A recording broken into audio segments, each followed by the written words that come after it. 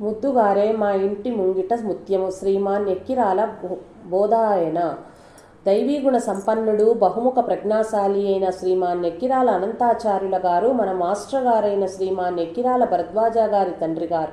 చిన్న వయస్సులోనే వీరి భార్య దివంగతురాలైన పిమ్మట పిల్లలకు అనంతాచార్యుల వారే మన పురాణ ఇతిహాసాలలోని ఋష్యశృంగుడు, కణ్వ, పరాశర మహర్షుల వలె తల్లి, తండ్రి, గురువు, దైవం సర్వం తానే అయి తమ నలుగురి పిల్లల్ని ఎంతో సంస్కారవంతులుగా తీర్చిదిద్దారు. తాము ఆశించిన విద్య పాఠశాలలో లభించినందున తామే గురువై తమ ఇంటినే ఒక విద్యాలయంగా మార్చి ఒక సనాతన విద్య విధాన నిర్మాతగా తమ పిల్లల అవగాహనా శక్తి మేరకు ప్రేమగా, ఓర్పుగా, నేర్పుగా క్రమశిక్షణలో ఉన్నత శిక్షణ ఇచ్చారు. విద్యార్థుల సర్వతోముఖాభివృద్ధికి దోహదపడే అత్యున్నత విలువలను నేటి విద్యా విధానము విస్మరించినందున తమ పిల్లలను బడికి పంపక తమ పర్యవేక్షణలో మెట్రికులేషన్ వరకు శిక్షణ ఇచ్చి ఆ తర్వాత ఇంటర్ నుండి కాలేజీకి పంపి ఉన్నత విద్యావంతులుగా తీర్చిదిద్దారు. చిన్నప్పటి నుంచి ఆత్మవిశ్వాసం, ధైర్యాలు, భావ స్వాతంత్రం, ధర్మాచరణ, నిరాడంబరత లాంటి ఉన్నత భావాలు కలిగి ఉండాలని పిల్లలకు బోధిస్తూ ఉండేవారు.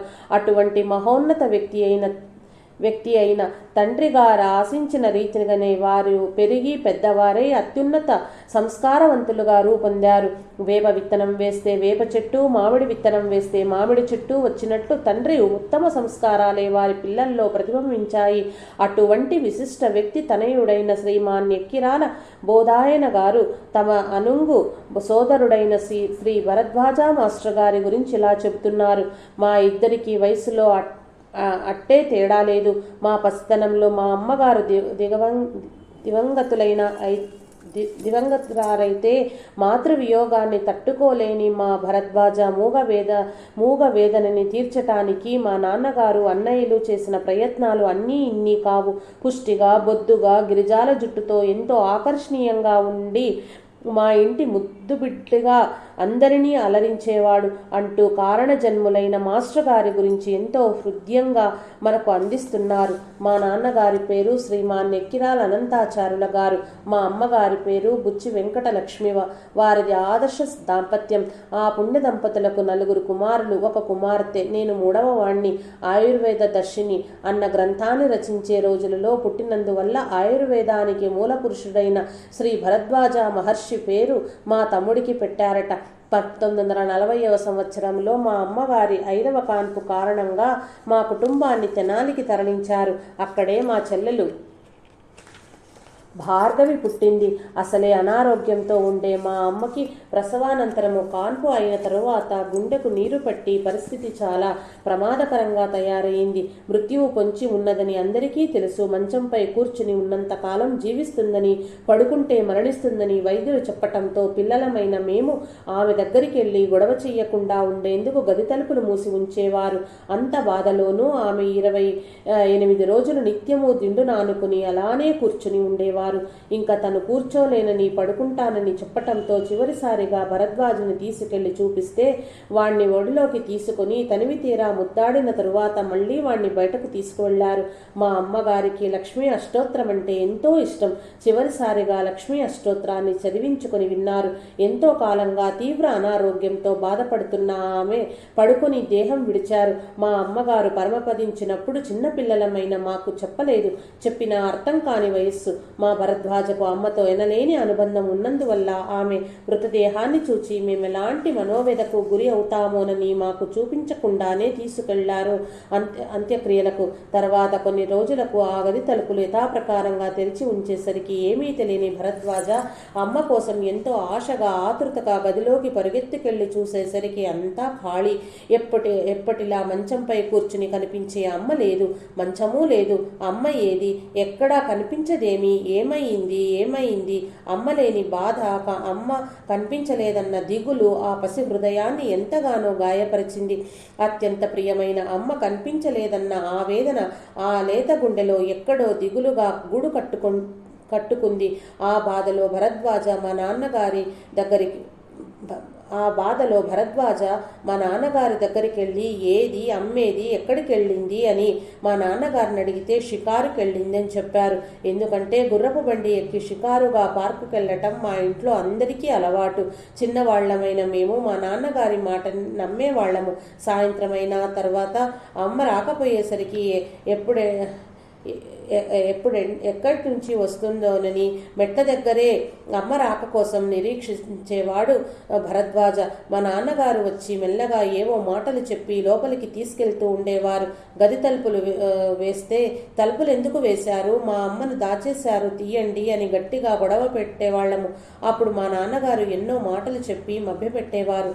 ఆ రకంగా వాళ్ళెన్ని మాటలు చెప్పినా మా అమ్మను మర్చిపోలేకపోయేవాళ్ళము.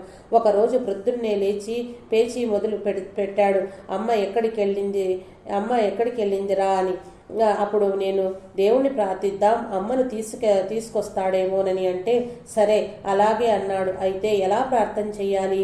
నువ్వేమో లక్ష్మీదేవి పటం ఎదురుగుండా కూర్చుని ప్రార్థన చెయ్యి, నేనేమో స్నానం చేసి బయట నిలబడి సూర్యునికి నమస్కరిస్తా, సూర్యుడు ప్రసాదిస్తాడో లక్ష్మీదేవి ప్రసాదిస్తుందో అని చెప్పి ఆ మర్నాడు ఉదయాన్నే ఇద్దరం పూజ చేయటం మొదలు పెడితే చుట్టుప్రక్కల బంధువులు స్నేహితులు అందరూ కూడా చూచి ఎంతో బాధపడ్డారు. ఇప్పటికి కూడా ఈ సంగతి వాళ్ళు మాతో చెప్తూ ఉంటారు. ఎంతకీ అమ్మ రాకపోయేసరికి పూజ చేస్తే దేవుడు ప్రత్యక్షమై అమ్మను తెచ్చిస్తాడని ఆశ పెడితే అమ్మ రాలేదు అని ఎంతగానో బాధపడ్డాము. మా బాధ చూడలేక ఇంకా ఇలా కాదు ఎన్నాళ్ళని చెప్పకుండా దాచగలమని మా అన్నగారు ఒక ఆయన మా ఇంటికి ఒకసారి వచ్చి మా అమ్మ పోయిందని, పోవటం అంటే ఏమిటో చెప్పేసరికి అర్థం కాకపోయినా చెప్పలేనంత దుఃఖం వచ్చి వారం రోజులు భోజనం దగ్గరికి వెళ్ళలేదు. ఇంకా అమ్మ రాదన్న చేదు నిజం భరద్వాజను ఎంతో ఆవేదన గురి చేసింది. ఆ బాధను మాటలలో వ్యక్తం చెయ్యలేని పసివయసు భరద్వాజది. ఆ నిరాశ నిస్పృహలతో కొంతకాలం స్తబ్దుగా మాట్లాడకుండా అల్లరి చెయ్యకుండా దిగులుగా ఉండేవాడు. ఆ తర్వాత ప్రతి విషయానికి చికాకు పడుతూ విపరీతంగా అల్లరి చేస్తూ చీటికి మాటికి ఏడుస్తూ నాకు అమ్మ కావాలి అని పేచి పెడుతూ ఉండేవాడు. ఆ తర్వాత వయసొచ్చే కొద్దీ ఎంతేడ్చినా అమ్మ రాదు అన్న చేదు నిజం వాడికే అవగతమయ్యింది. ఇదొక విషాదమైన అనుభవం.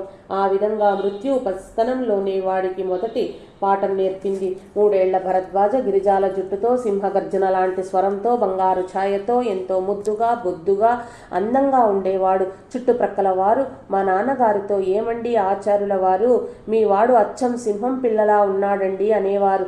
నాకు మా భరద్వాజకి వయసులో పెద్ద తేడా లేదు. ఎంతో దృఢంగా బలంగా ఉండేవాడు. ఒకసారి మా నాన్నగారు పనసపండు తెచ్చారు. అప్పుడు భరద్వాజ నాన్నగారు పనసపండు తెచ్చారంటూ గంతులేస్తూ వంటింట్లోకి వెళ్ళి కత్తిపీట తెచ్చిచ్చి తన అరికాళ్లలో దురదగా ఉందని గోకమని చెప్పడంతో చూస్తే అరికాళ్ళలో పెద్ద తేలు కొండి ఒకటి వాడి పాదంలో ఇరుక్కొని వేలాడుతుంది. అంటే ఆ తేలు వాడి పాదం బరువుకు అణిగి చచ్చిపోయింది. అంత బలవంతుడు భరద్వాజ. అంత పుష్టిగా ఉండటం వల్లే లేస్తే కూర్చోలేక, కూర్చుంటే లేవలేక అవస్థపడేవాడు.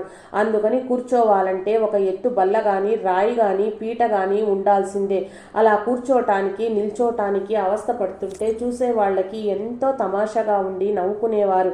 ఒకరోజు కూర్చోటానికి ఏమీ దొరకపోయేసరికి అక్కడే ఉన్న నన్ను ఒరే బోదా ఇటు రారా అంటూ పిలిచి మరీ వంగోమని హాయిగా కూర్చున్నారు. అది చూచిన వారంతా ఎంతగానో నవ్వుకున్నారు. అప్పుడప్పుడు వాడికి బుద్ధి పుట్టినప్పుడల్లా నేను వాడికి కూర్చునేందుకు సహకరించేవాణ్ణి.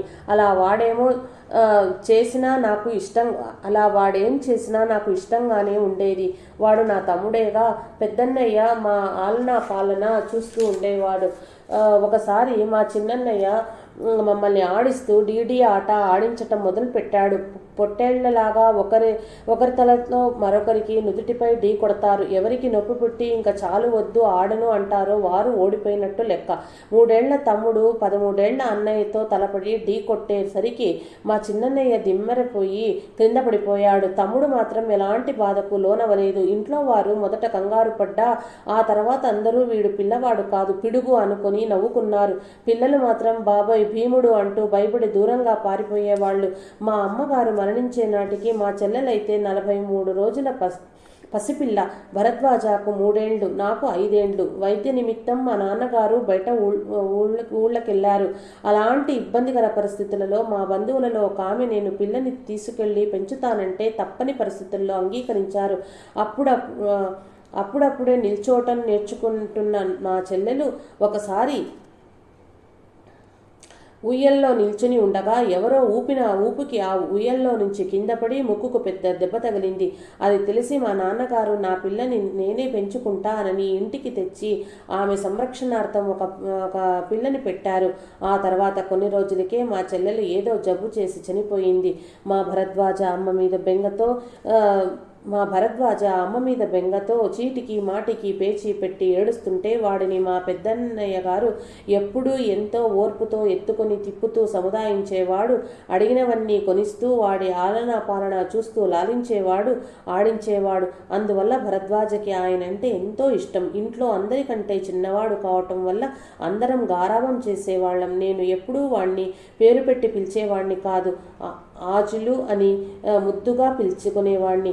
వాడు అవసరాలు తీర్చుకునే పద్ధతి కూడా చాలా విచిత్రంగా ఉండేది. వాడికి ఏమైనా కావాల్సి వస్తే మా దగ్గరకు కానీ మా నాన్నగారి దగ్గరకు కానీ వచ్చి నాకు ఇప్పుడేం కావాలి అని అడిగేవాడు. ఆ టైంని బట్టి అవసరాన్ని బట్టి దాన్ని ఇచ్చేవాళ్ళం. ఆజ్ఞలే గాని అడగటం ఉండేది కాదు. అంతటి గారాబం అన్నమాట. కాఫీ కావాలంటే అడిగే పద్ధతి కూడా చాలా తమాషగా నవ్వొచ్చేలా ఉండేది. కా అంటే కు, కాఫీ అంటే కూఫీ అని రాగం తీసేవాడు. కాఫీ ఇచ్చేంత వరకు అలా పాడుతూనే ఉండేవాడు. చిన్నప్పటి నుంచి పట్టుదల, జిజ్ఞాస, ఏకాగ్రత ఉండి దేన్నైనా సాధించేవాడు. చిన్నప్పుడు ఒకసారి బజారుకెళ్ళి వస్తూ దారిలో ఒకరు గారడి విద్య ప్రదర్శిస్తుంటే అక్కడికెళ్ళి చూస్తూ నిల్చున్న వాడల్లా అంతటితో ఊరుకోక అతని పైన తన యోగ దృష్టి నిలిపేసరికి అతను ఆ విద్యను ప్రదర్శించలేక చుట్టూ చూస్తూ భరద్వాజ దగ్గరకొచ్చి బాబు మీరెళ్ళండి, 4 పైసలు సంపాదించుకోవాలి అంటూ ప్రతిమాని పంపించేశాట. భరద్వాజకి పసివయస్సు నుండే మనోధైర్యము, సమయస్ఫూర్తి కూడా ఎక్కువే. ఒకసారి తీవ్రంగా చెవిపోటు వస్తే మా నాన్నగారు డాక్టర్కు చూపించుకురమ్మని పంపించారు. వారు మా పనులను మేము చేసుకునేలాగా, చిన్నప్పటి నుంచే మాకు ఇతరులపై ఆధారపడకుండా ఉండేలాగా తర్ఫీదు ఇచ్చేవారు. చెవిలో దుర్మాంసం పెరిగినందని వెంటనే ఆపరేషన్ చేయాలి, పెద్దవాళ్ళని పిలుచుకురమ్మని చెప్తే నాకేం భయం లేదు, ఆపరేషన్ చేయండి, పెద్దవాళ్లతో పని లేదు అని చెప్పి మత్తుమందు పనిచేయకపోయినా మరేం పర్వాలేదు డాక్టర్ గారు, ఎంత నొప్పి పుట్టినా నేనేమి ఏడవను అంటూ ఎంతో ధైర్యంగా ఆపరేషన్ చేయించుకొని ఒక్కడే నడుచుకుంటూ ఇంటికొచ్చి మా నాన్నగారి చేత భేష్ అనిపించుకున్నాడు. భరద్వాజకి నిద్ర అంటే బాగా ఇష్టం. ఎంతో గాఢంగా నిద్రపోయేవాడు. 5 ఏళ్ల వయస్సులో కూడా అన్నం తింటూనే నిద్రపోయేవాడు. వర్షం వస్తే బయట పడుకుంటే నిద్రలేపి లోపల పడుకోబెడతారని, దాంతో నిద్రాభంగం అవుతుందని ఇంట్లోనే పడుకునేవాడు. మేము మెట్రికులేషన్ పరీక్ష రాయటానికి కాశీకి వెళ్తున్నప్పుడు పైబెర్త్లో నిద్రపోతూ కింద పడ్డా కూడా మెలకు రాలేదు. అంత గాఢ నిద్రపోయేవాడు. పరీక్షలో చదువుతూనే 8 గంటలకే నిద్ర తూగుతుంటే మా పిన్ని గారు లేచి ముఖం కడుక్కొని రా, నిద్ర మత్తు పోతుంది అంటే అట్లానే చేసినా కూడా పాపం మళ్ళీ నిద్రపోయి లేపి అటు ఇటు తిరుగుతూ చదువు అంటే అట్లాగే చదువుతూనే దభేలమని పడ్డాడు. యోగాసనాలు వేస్తూ నిద్రపోతుంటే లేపితే యోగ నిద్రలో ఉన్నాను అనేవాడు. చిన్నప్పుడు అంత నిద్రపోయేవాడన్నమాట. చిన్నప్పుడు ఎంతో అల్లరి చేసేవాడు. విజయవాడలో గవర్నర్పేటలోని దావులూరి విశ్వనాథం గారి ఇంటి మేడ పైన ఉన్న పోర్షన్లో ఉండేవాళ్ళం. పైనుండి క్రిందికి వెళ్లే జనాలను చూస్తూ ఉండేవాళ్ళం. వాళ్ళని ఆట పట్టించాలనే చిలిపి ఆలోచనలతో చిన్న చిన్న కాగితాల్లో రాళ్ళు, చిల్ల పెంకులు వేసి పొట్లాలుగా చేసి వాటిపైన తులం వెండి, బంగారం అని రాసి రోడ్డుపై విసిరేవాళ్ళం. భరద్వాజ, నేను, మా అన్నయ్య. ఏం జరుగుతోందని పైనుంచి చూస్తూ ఉండేవాళ్ళం. నడిచే జనాలు ఆతురతగా పొట్లాలు తీసుకుని విప్పి చూస్తే ఏముంది, రాళ్ళు, రప్పలు. అప్పుడు నిరాశతో విసుగుతో ఉండే ఆ ముఖాన్ని చూసి భలే బుట్టలో వేశాం, మేము వరాలిచ్చే దేవతలం అంటూ గంతులు వేసేవాడు మా చిన్నారి భరద్వాజ. మా ఆటలు కొన్ని అందరి పిల్లల్లా కాకుండా కొంచెం విభిన్నంగా ఉండేవి. రెండవ ప్రపంచ యుద్ధం చాలా భయంకరంగా జరుగుతున్న రోజులవి. ఒకసారి నాన్నగారు పండక్కి బట్టలు కుట్టించుకోమని చెప్తే మా అన్నదమ్ముల ముగ్గురం వెళ్ళి మిలిటరీ యూనిఫామ్లు కుట్టించుకున్నాము. ఈ విషయంలో మా పెద్దన్నగారు ఎంత చెప్పినా మేము వినలేదు. అలా మా ఆటల్లో ఆనాటి రెండవ ప్రపంచ యుద్ధం కూడా చోటు చేసుకుంది. వ్యాసన్నయ్య మా అందరికీ లీడర్. జర్మనీ నియంత హిట్లర్గా వ్యాసన్నయ్య, జనరల్ ముస్సోలినిగా నేను, జనరల్ ఫ్రాంకోగా భరద్వాజ నటించేవాళ్ళం.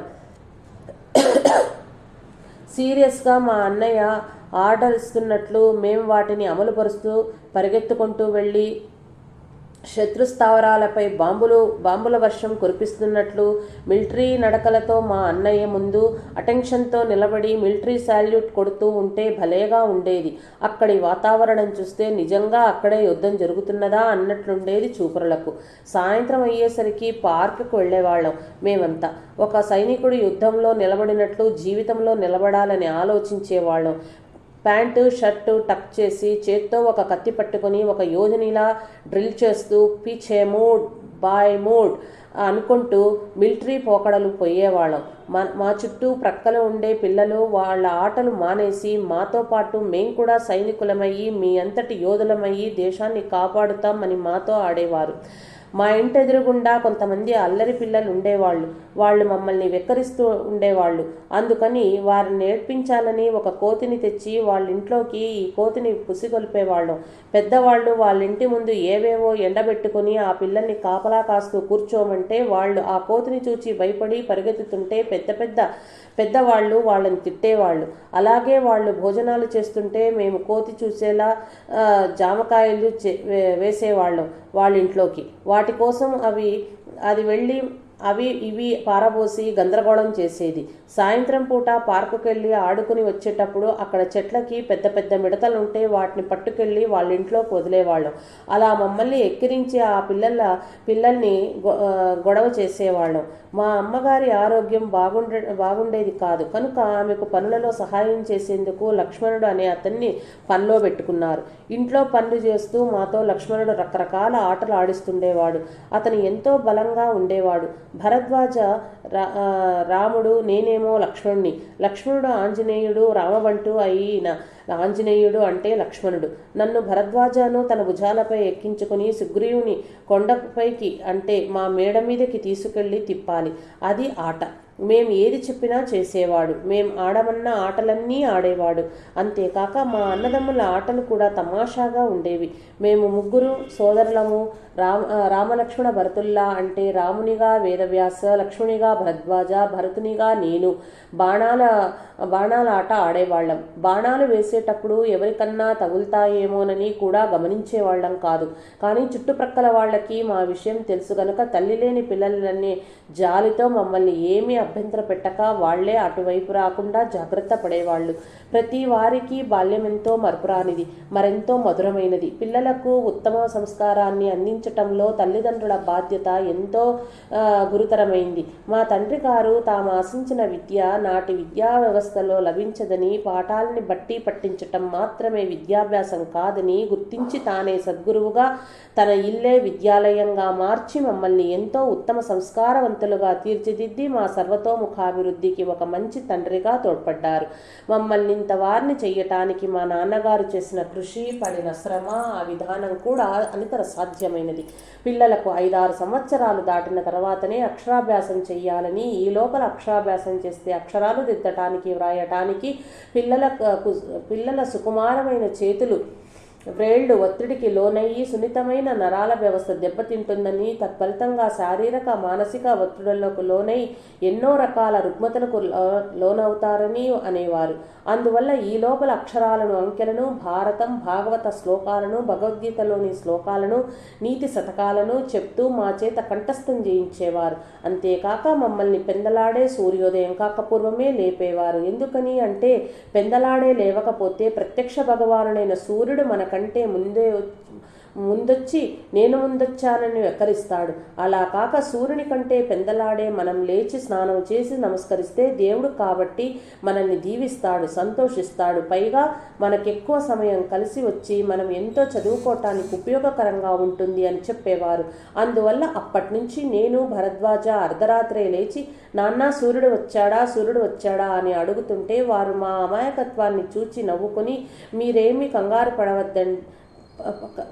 కంగారు పడవద్దని సూర్యుడు రాగానే నేను లేపుతానని చెప్పి అలాగే లేపేవారు మా నాన్నగారు. ప్రత్యేకించి మా చేత భగవద్గీతలను కంఠోపాఠం చేయించారు. ఎందుకంటే యుద్ధభూమిలో అర్జునుడు చేతకాని వాడై ఉంటే తస్మాత్ ఉత్తిష్ట కౌంతేయ అని కృష్ణుడు కర్తవ్యోన్ముఖుణ్ణి చేశాడు. అందుకే మా నాన్నగారు ఎప్పుడు లేజీగా ఉండి మాకది జరగలేదు ఇది జరగలేదని చింతించకూడదు, ప్రయత్నం చేయకుండానే పనులు జరగాలనుకోకూడదు. కష్టపడి ప్రయత్నం చెయ్యాలి, ఫలితం దక్కవచ్చు దక్కకపోవచ్చు. ప్రయత్నం చెయ్యకుండా ఇంట్లో బద్ధకంగా పడుకోకూడదు అని నిత్యం బోధించటం వల్ల కష్టపడి పని చెయ్యాలనేదే మాలో దృఢంగా నాటుకొని పోయింది. ప్రపంచంలో మంచి చెడు రెండూ ఉంటాయి. మంచి వాళ్ళని రక్షించి చెడ్డవారిని శిక్షించటానికి శ్రీకృష్ణ అవతారం వచ్చింది. సర్వంతర్యామి అయిన శ్రీకృష్ణుని స్మరిస్తుండాలి. ఆయన చెప్పిన ఆజ్ఞలను పాటించాలి. మన స్నేహితులనైనా బంధువులనైనా సరే మంచివారైతే కాపాడాలి, చెడ్డవారైతే శిక్షించాలని చెప్తూ ఉండేవారు నాన్నగారు. ఎందుకో గాని భగవద్గీతలోని విశ్వరూప సందర్శనం గురించి ఎక్కువగా చెప్తూ ఉండేవారు. అందువల్లే కాబోలు నిద్దట్లో కూడా మా భరద్వాజ కలవరిస్తూ భగవద్గీతలోని పద్యాలను మొత్తం గడగడా చదివేవాడు, దండం పెడుతూ ఉండేవాడు. మా నాన్నగారేమో వీడు పోతనలాగా తెల్లవారుజామనే లేచి ప్రార్థన చేస్తున్నాడా అని అనుకుని పొరపాటు పడేవారు. తీరా చూస్తే వాడు మళ్ళీ నిద్రపోతుండేవాడు. నిద్రపోతూ ప్రార్థన చేస్తున్నావేంట్రా అని అడిగితే గబుక్కన లేచి మళ్ళీ అప్పచెప్పేవాడు. ఆ రకంగా నిద్రలో ప్రార్థన చేయడమే కాక నిద్రలో దండం పెడుతూ ఉండేవాడు. ఏమిట్రా అంటే నాకు నిద్రలో మహావిష్ణువు కనిపించాడు, ఆశీర్వదించాడు, అందుకని దండం పెడుతున్నానని చెప్పేవాడు. మా ఇంట్లో గ్రామ్ఫోన్ రికార్డు ఉండేది. భరద్వాజ గాయత్రి పాటల రికార్డులు వింటూనే దానిలో లీనమైపోయేవాడు. అప్పుడు వాడికి కలిగిన కొన్ని అనుభవాలు చెప్పేవాడు. నా కంట్లో దేవుడు కనిపిస్తున్నాడని చెప్పేవాడు. ఇవన్నీ విని మా నాన్నగారు వాడికి చిన్నతనంలోనే భక్తి బీజాలు నాటుకున్నాయని, ఆధ్యాత్మిక చింతన ఉందని సంతోషించేవారు.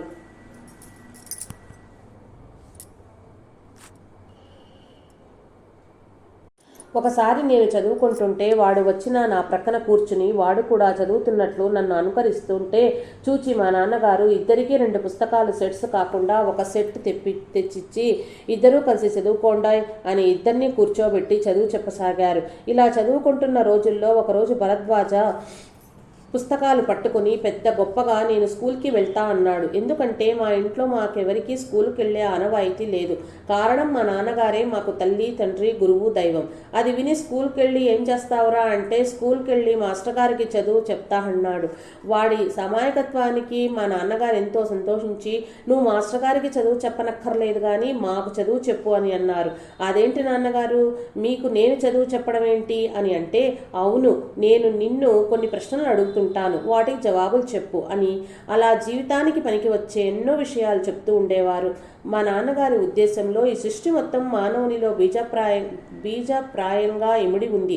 విద్య పేరిట మనం ఇయ్యవలసిందల్లా అది విప్పారడానికి కావలసిన ప్రేరణ మాత్రమే. అందుచేతనే ఆయన ఏది చెప్పదలుచుకున్నారో నేరుగా ఆయా ప్రదేశాలకు మమ్మల్ని తీసుకుపోయేవారు.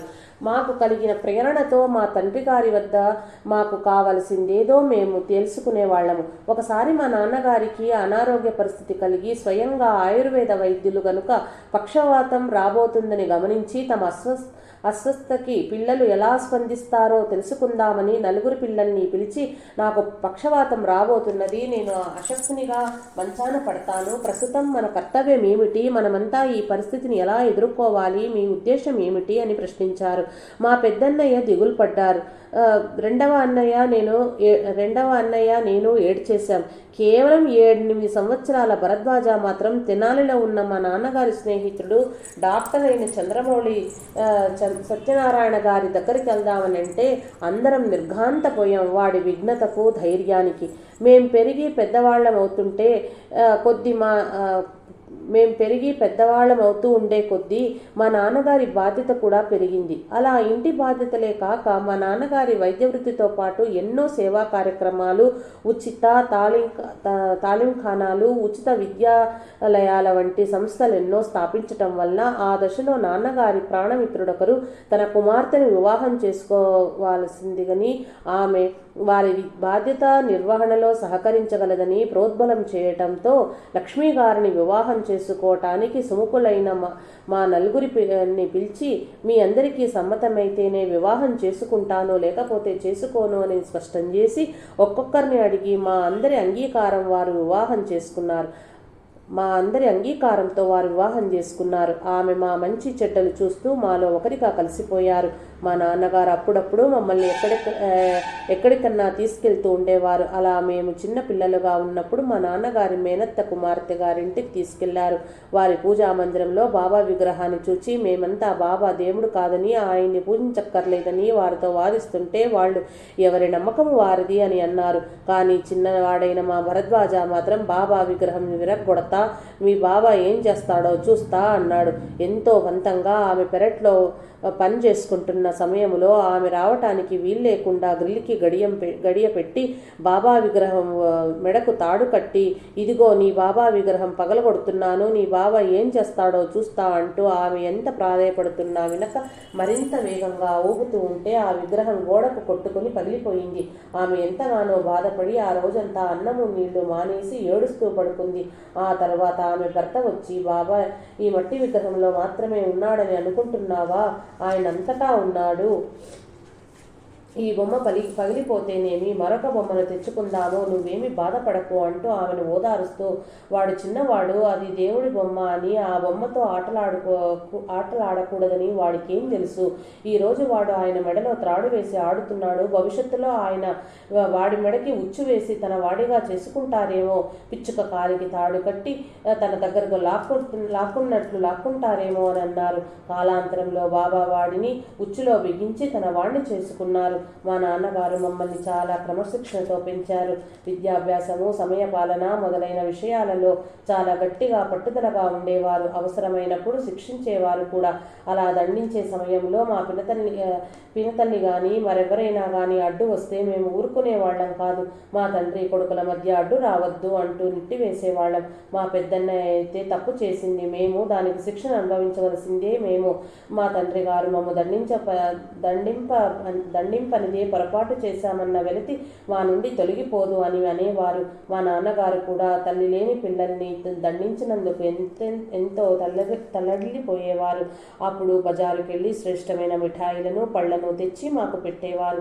మా నాన్నగారికి కోపం వస్తే బాగుండదని మేము అనుకున్న సందర్భాలు కూడా ఉన్నాయి. మా నాన్నగారికి ఉద్యోగం లేదు, స్థిరాచరాస్తులు ఏమీ లేవు.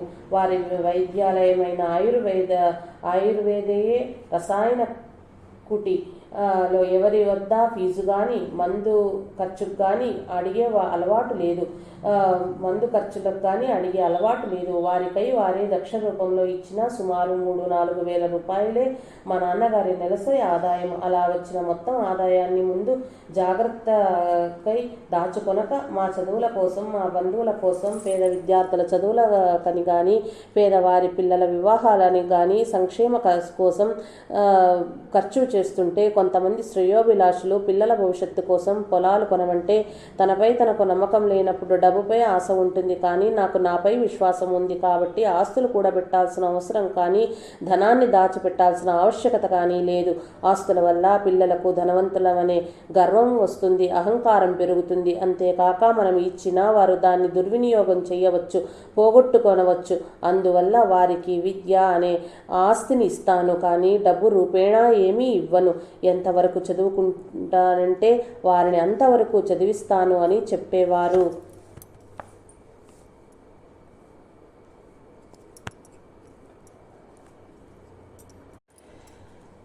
ఆ విధంగా మా నాన్నగారు మాకు మామూలు విద్యతో పాటు సంస్కృత, ఆంధ్ర, ఆంగ్ల భాషలు, సాంప్రదాయ విద్య, వేదాంగాలు, గణితము, ఖగోళము, జ్యోతిష్యము, భగవద్గీత మొదలైన వాటిని మా అవగాహన మేరకు మాకు నేర్పారు. వాటితో పాటు ప్రాణాయామము, యోగాభ్యాసము, వ్యాయామ సంబంధమైన బస్కీలు, మల్ల యుద్ధము, దండాలు, కుస్తీలు మొదలైనవి కూడా నేర్పేవారు. ప్రొద్దున పూట పిల్లలకు బోధించి వైద్య వృత్తికై బయటకు వెళ్తూ పిల్లలకు హోంవర్క్ ఇచ్చి వెళ్ళేవారు. ఇంటికి వచ్చిన తర్వాత వారు హోంవర్క్ చేశారో లేదో చూచేవారు. ఇటువంటి విద్యా విధానము ఒకటి ఉన్నదని అవగాహన లేని కొందరు మా నాన్నగారు మా భవిష్యత్తును చెడగొడుతున్నారని నిందించేవారు. కానీ ఎవరేమన్నా పట్టించుకో వారి ఆశయం మేరకు మమ్మల్ని మెట్రికులేషన్ వరకు తానే గురువై బడికి పంపక ఇంటి వద్దనే శిక్షణలు ఇచ్చి మెట్రికులేషన్ పరీక్షకు కాశీకి తీసుకువెళ్లారు.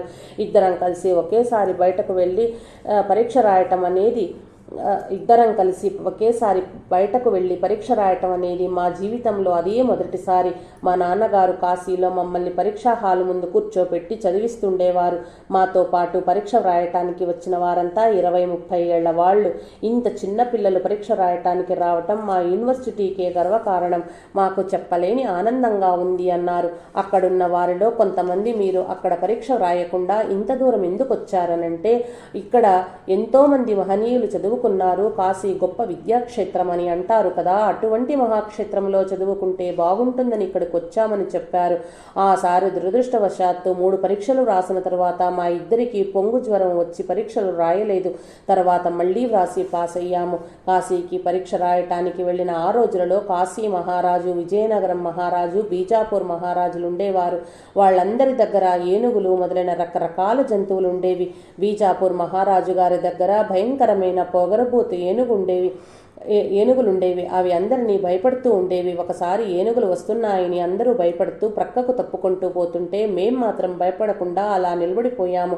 అందరూ మేము ప్రమాదాన్ని కోరి తెచ్చుకుంటున్నామని మమ్మల్ని తిట్టారు. ఏనుగులు కాదు, ఆ దేవుడే వచ్చినా సరే మేం భయపడమని చెప్పాము. అవి ఎవరినైనా సరే తొండంతో చుట్టి చంపేస్తాయి, కానీ అవి మా దగ్గరకు వచ్చి నిలబడ్డాయి. నేను, భరద్వాజ అయితే వాటి తొండం మీద చేత్తో రాస్తూ నిలబడ్డాము. అయినా అవి మమ్మల్ని ఏమీ చేయలేదు. అవి మాకు నమస్కరించి మా బుగ్గ మీద తొండంతో రాశాయి. అక్కడున్న వారంతా ఇదేమిటి అని ఆశ్చర్యపోయారు. అప్పుడు భరద్వాజ, భగవంతుడు సర్వాంతర్యామి, ఏనుగులలో కూడా ఆ భగవంతుడే ఉన్నాడు. మనం అవతల వారిని ఏ దృష్టితో చూస్తే అవతలి వారు మనల్ని అదే దృష్టితో చూస్తారు. వాటిని మనం చంపాలి అనుకుంటే అవి మనల్ని చంపుతాయి అని అన్నారు. మా నాన్నగారు మెట్రికులేషన్ వరకు మాకు తర్ఫీదుని ఇచ్చేవారు. ఆ తరువాత ఇంటర్మీడియట్ చదువుకు కాలేజీలో చేర్పించేవారు. మా పెద్దన్నయ్య గారు BA ఆనర్స్ ప్రథమ శ్రేణిలో ఉత్తీర్ణులైన తరువాత 1949వ సంవత్సరంలో జూలైలో గుంటూరు హిందూ కళాశాలలో ఆంధ్రోపన్యాసకులుగా చేరి కొత్తగా కాపురం పెట్టిన రోజుల్లో గుంటూరులో ఇద్దరం ఇంటర్లో చేరాము. మా నాన్నగారికి భరద్వాజని డాక్టర్ కోర్స్ చదివించాలని, నన్నేమో సంస్కృతంలో విద్యా పండితుని చెయ్యాలని ఉండేది. అప్పట్లో గుంటూరులో ఎక్కడా ఇంటర్లో సంస్కృతం లేకపోయేసరికి ప్రైవేటుగా చదివించారు. భరద్వాజ BA కూడా పాస్ అయ్యి యూనివర్సిటీకి వెళ్తుంటే అనివార్య కారణాల వల్ల నా చదువు కొనసాగలేదు. భరద్వాజ చదువులో ముందంజలో ఉన్నాడు. నేను వెనుకబడ్డానని తన కూడా MA చదవటం మానేస్తానన్నాడు. కానీ మా నాన్నగారు, నువ్వు చదువుకొని ఆ తర్వాత వాడిని చదివించు అన్నారు. అప్పట్లో మా ఆర్థిక పరిస్థితి ఏం బాగోలేదు. అందువల్ల కాళ్లకు చెప్పులు లేకుండా ఇస్త్రీ చెయ్యని ఉతికిన బట్టలు వేసుకుని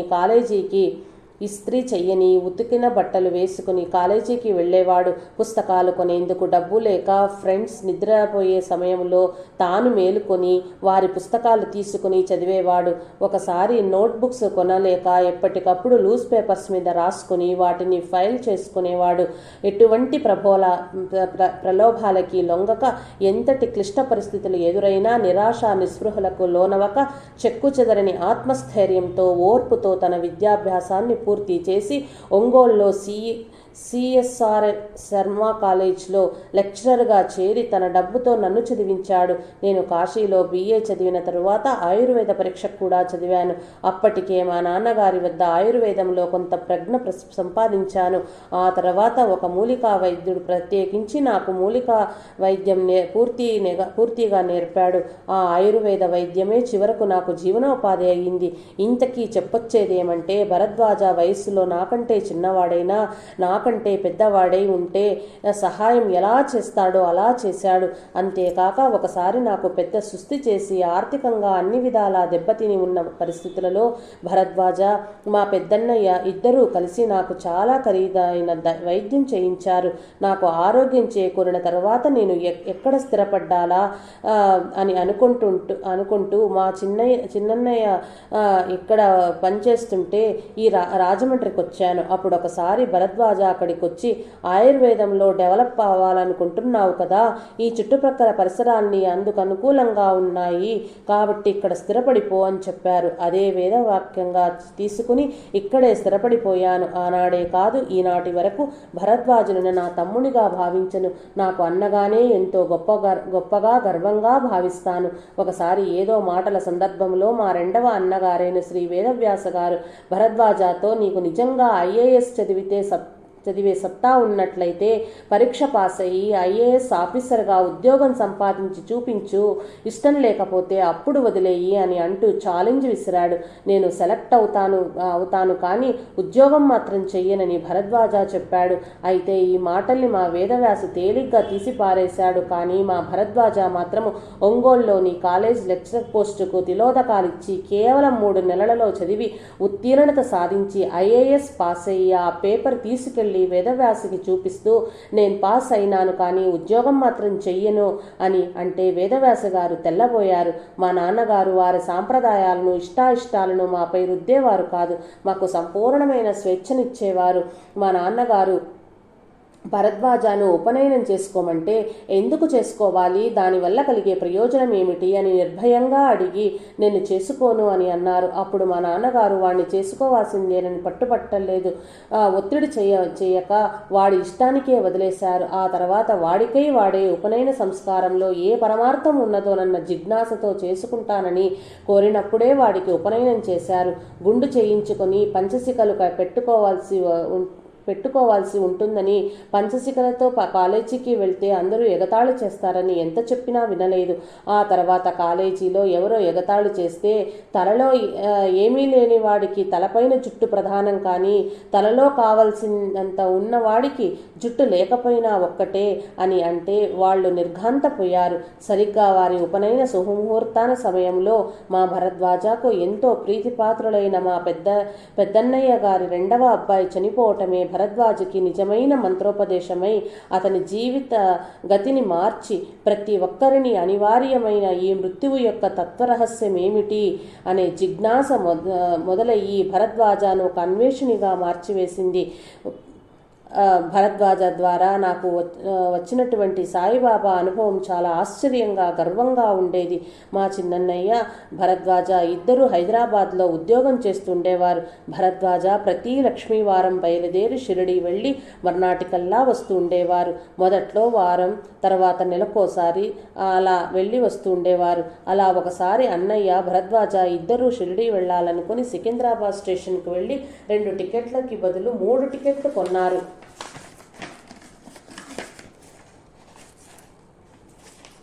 అలా 3 టికెట్లు ఎందుకు కొన్నామా అన్న అనుమానం వారికే కలిగింది. ఇదేదో బాబాగారి లీల అయి ఉంటుందని అనుకున్నారు.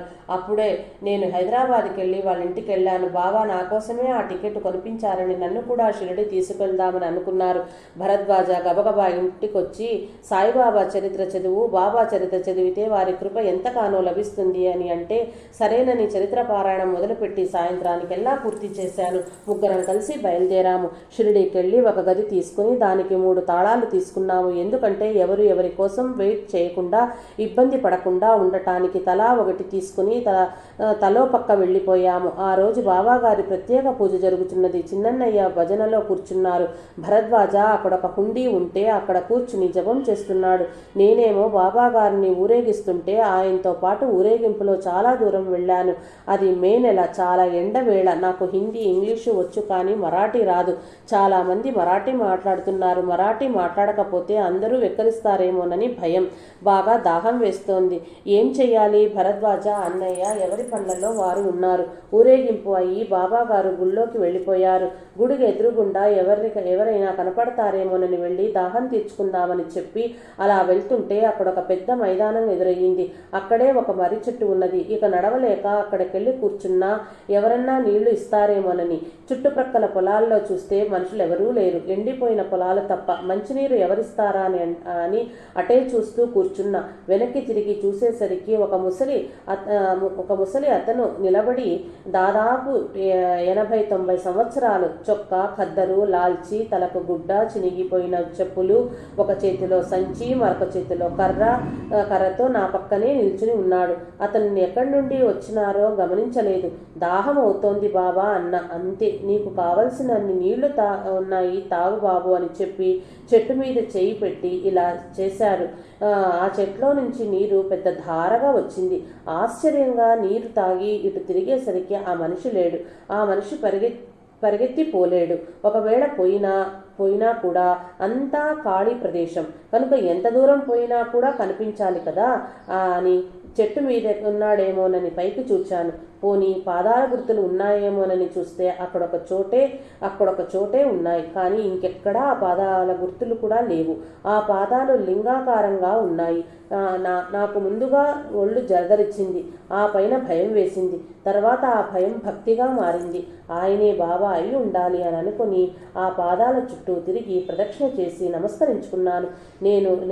నే వచ్చి అప్పటికి చాలాసేపు అయ్యేసరికి భరద్వాజ, వేదవ్యాసు నేను తప్పిపోయానేమోనని నన్ను వెతుక్కుంటూ వచ్చి ఇదేంటి ఖాళీగా ఉన్న చోట నమస్కరిస్తూ ప్రదక్షిణ చేస్తున్నాడేంటి అని ఆశ్చర్యపోయారు. చూడండి ఆ పాదాలని చూపించా. నాకంటే వారికే కొంచెం ఆధ్యాత్మిక అనుభవం ఉంది కాబట్టి ఇవి మామూలు మనిషి పాదాలు కావురా, ఏమిటిది వింతగా ఉంది అని అన్నారు.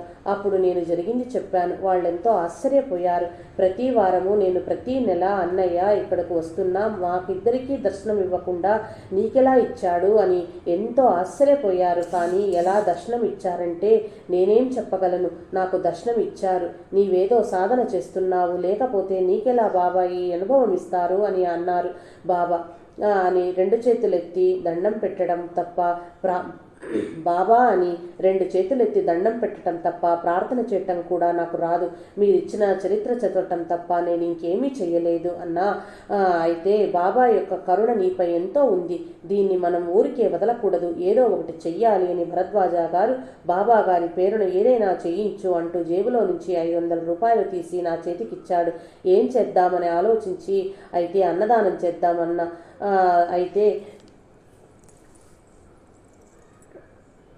అలా చేయించాలంటే మేము దిగిన రూమ్ చాలా చిన్నది.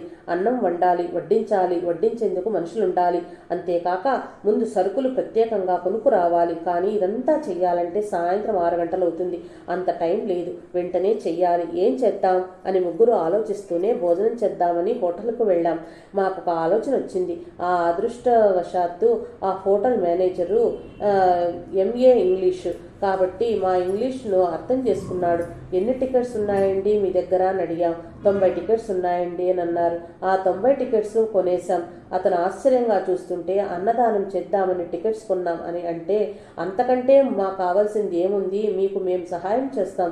90 మందికి కాదు, ఇంకెంతమందికి తీసుకుని వచ్చినా అంతమందికి వండి పెడతాం అని కుర్చీలేశారు. వాకిట్లో ఉన్న కుంటి, గుడ్డి, పేద, ముసలి వారినందరినీ చేయి పట్టుకుని తీసుకువచ్చి లోపల కూర్చోబెట్టాం. కొంతమంది అవిటివాళ్ళు, గుడ్డివాళ్ళు రాలేకపోతే నేను భరద్వాజ ఎత్తుకుని మోసుకెళ్లి కూర్చోబెట్టాం. గుడ్డివాళ్ళు తినలేక చెయ్యి అటు ఇటు తిప్పుతూ ఉంటే భరద్వాజ ముద్దలు కలిపి నాకు అందిస్తే నేను వారి నోట్లో పెట్టి మంచినీరు అందించాను. వారెంతో ఆనందించారు. ఎందుకు ఇలా చేస్తున్నారు అని అక్కడి వాళ్ళందరూ అడిగారు. అప్పుడు వారికి నా అనుభవం గురించి చెప్పాను. అక్కడున్న వ్యక్తులందరూ నీకెంతో మంచి జరుగుతుందన్నారు. ఆ రాత్రికి బయలుదేరి హైదరాబాద్ వచ్చాము. నేను కాశీలో ఆయుర్వేద కోర్సు పాస్ అయి వస్తే దానికి అప్పటి వరకు గుర్తింపు లేదు. ఆ రోజు ఆ కోర్సుకి గవర్నమెంట్ గుర్తింపు సర్టిఫికెట్స్ ఇస్తామని ప్రకటించారు. అది బాబా నాకు ఇచ్చిన వరం. నా అన్నదమ్ములు అనుకోకుండా షిరిడి తీసుకెళ్లటం, ఆయన గూర్చి నాకేం తెలియకపోయినా సరే భరద్వాజ ద్వారా బాబా గురించి తెలియటం, ఇవన్నీ చూచిన తర్వాత దీనికంతటికీ కారకుడు భరద్వాజేనని మాత్రం దృఢంగా చెప్పగలను. నాకు వాడు చివరిసారిగా ఎవరైనా నీ దగ్గరకు వైద్యానికి వచ్చినప్పుడు మరీ స్వార్థపూరితంగా ఉండకుండా పరమార్థ బుద్ధితో అవతల వారికి కొంతలో కొంత సహాయపడు. అలాగని తన్ను మాలిన ధర్మం కూడదు. కావున జీవనోపాధికి ఇబ్బంది కలగకుండా ఉండేలా మనం కొన్ని మందులను ధరలకి కొంత అదనంగా తీసుకోవాలి, కానీ ఇంతే ఇవ్వాలంటూ వాడి పీక నొక్కకూడదు అని ఒక సలహా ఇచ్చాడు. నేను అప్పటి నుంచి ఇప్పటి వరకు ఆ సలహాను పాటిస్తున్నాను. ఎక్కువ పెట్టుబడి పెట్టినా సరే మందులు కొని అతి తక్కువ ధరకే వాళ్ళకి వైద్యం చేస్తున్నాను. నాకంటే చిన్నవాడైనా కూడా నాకంటే పెద్దవాడిగా ఒక గురువుగా భావిస్తూ ఈనాటి వరకు వాడి సలహా మేరకు వైద్యం చేస్తుంటే ఎంతో మంచి ఫలితాలు కనిపిస్తున్నాయి. వృత్తిరీత్యా జీవితంలో తృప్తిని పొందుతున్నాను. అన్వేషకుడై ఎన్నో చోట్ల ఉద్యోగం చేస్తూ రిజైన్ చేసినప్పటికీ మొట్టమొదటిసారిగా ఉద్యోగంలో చేరింది ఒంగోలులో, చివరిసారిగా రిజైన్ చేసింది విద్యానగర్లో. ఎన్ని ప్రతికూల పరిస్థితులు ఎదురైనప్పటికీ 12 సంవత్సరాల కాలం లెక్చరర్గా చేశారు. దత్త సాంప్రదాయాన్ని, బాబా తత్వ ప్రచారాన్ని చేసి ప్రజలలో ఆధ్యాత్మిక చైతన్యాన్ని తీసుకురాగలిగారు భరద్వాజ. అందుకు ఆయన అనితర సాధ్యమైన కృషి చేశారు. చివరకు విద్యానగర్లో కూడా ఎన్నో అనానుకూల పరిస్థితులు ఎదురైతే అక్కడి ఉద్యోగాన్ని కూడా రిజైన్ చేసి చివరి మజిలీగా ఒంగోలు చేరారు. మా భరద్వాజ సమాధి అయిన రోజు నేను రాజమండ్రిలో లేను, క్యాంపులో ఉన్నాను. నా అడ్రస్ సరిగ్గా తెలియక మా వాళ్ళు ఫోన్ చేయలేదు. ఇంటికెళ్ళగానే నాకు ఈ వార్త తెలిసింది. ఆ వార్త వినగానే నేను తట్టుకోలేక పడిపోయాను. మా ఇద్దరి మధ్య ఉన్న అనుబంధం అలాంటిది. నాకు వాడికి వయసులో అట్టే తేడా లేదు. నేను ఎప్పుడూ వాణ్ణి పేరు పెట్టి పిలిచేవాణ్ణి కాదు. ఎంతో ముద్దుగా ఆజులు అని పిలుచుకునేవాణ్ణి. ఎన్నో జ్ఞాపకాలు, ఎన్నెన్నో అనుభూతులు. వాడు నాకు తమ్ముడే అయినప్పటికీ ఒక అన్నయ్యలా నా జీవిత కష్టదశలో ఎన్నోసార్లు ఆదుకున్నాడు. విధి నిర్ణయం అలా ఉంటే ఏం చేయగలం?